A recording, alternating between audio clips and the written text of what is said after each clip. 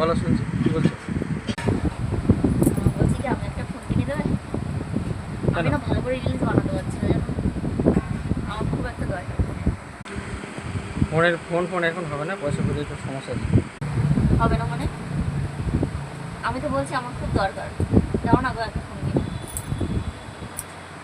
ঠিক আছে, দেখছি কি করা যায়।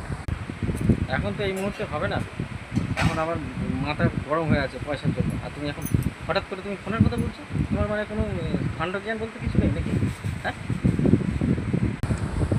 তোমার কাছে চাই কখনো কিছু বলো? শুধু তো একটা ফোনেই মানে চেয়েছি বলো, মুখ ফুটে, আর তো কোনো সময় কিছু চাই না। একটা ফোনে তো তুমি এত কিপ্টে কেন? হ্যাঁ, এত কিপ্টে কেন আমি তুমি? কিপ্টে? বিশাল কিপ্টে তুমি, এত কিপ্টে কেন? আমি কিপ্টে? হ্যাঁ, হ্যাঁ তুমি কিপ্টে। উল্টো পাল্টা কথা বলবো না রাজি। কি বলছি? হ্যাঁ, হ্যাঁ।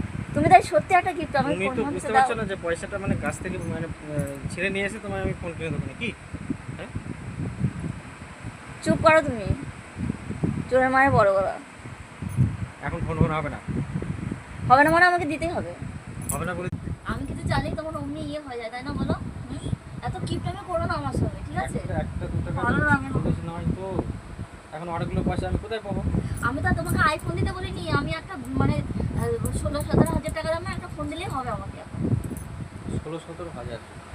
এই ভাবছো যে মানে 16-17 হাজার টাকাটা মানে একবারে গাছের ফল নাকি, না গাছের পাতা ছিঁড়ে নিয়ে আসলে আমার হয়ে যাবে?